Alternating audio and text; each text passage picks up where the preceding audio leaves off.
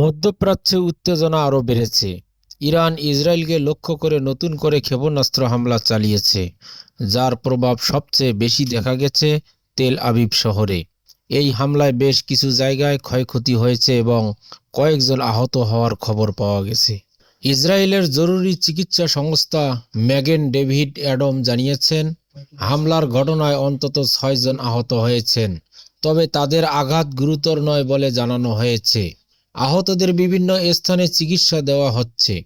মঙ্গলবার হামলার সময় তেল আবিব সহ বিভিন্ন এলাকায় হঠাৎ করেই বিমান হামলার সাইরেন বেজে ওঠে।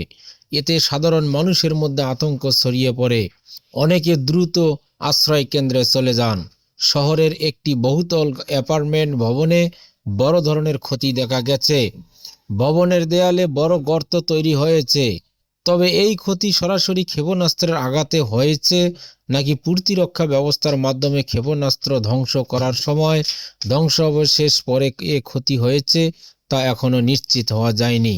ইসরায়েলের পুলিশ জানিয়েছে, তারা বিভিন্ন স্থানে আঘাতের ঘটনাগুলো পর্যালোচনা করছে এবং ক্ষতিগ্রস্ত এলাকাগুলোতে কাজ চালিয়ে যাচ্ছে।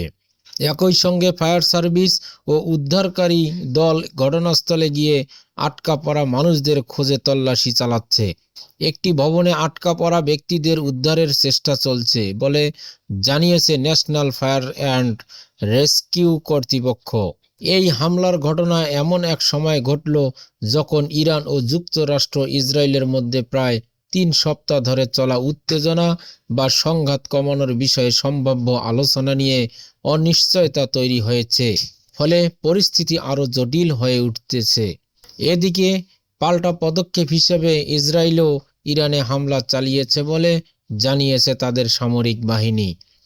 ইসরায়েলি বাহিনীর দাবি, সোমবার রাতে তাদের যুদ্ধ বিমানগুলো তেহরানের বিভিন্ন গুরুত্বপূর্ণ স্থাপনায় হামলা চালায়।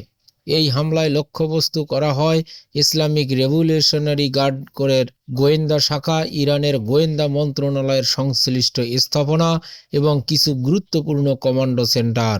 এছাড়া রাতভর অভিযান চালিয়ে 50টিরও বেশি স্থানে আঘাত হানার কথাও জানিয়েছে তারা। এর মধ্যে ছিল ব্লাস্টিক ক্ষেপণাস্ত্রের মজুদ ও উৎক্ষেপণ কেন্দ্র। বিশ্লেষকরা বলছেন, এই পাল্টাপাল্টি হামলা পরিস্থিতিকে আরও ঝুঁকিপূর্ণ করে তুলছে। এদিকে ইরানের ক্ষেপণাস্ত্র হামলা, অন্যদিকে ইসরায়েলের বিমান অভিযান, 2 মিলিয়ে পুরো অঞ্চলই অস্থিতিশীল হয়ে উঠছে। এই অবস্থায় সবচেয়ে বেশি দুশ্চিন্তার বিষয় হলো, এই উত্তেজনা যদি নিয়ন্ত্রণের বাইরে চলে যায় তাহলে তা বড় ধরনের যুদ্ধে রূপ নিতে পারে। এতে শুধু ইরান বা ইসরায়েল নয়, পুরো মধ্যপ্রাচ্যই সংকটে পড়তে পারে।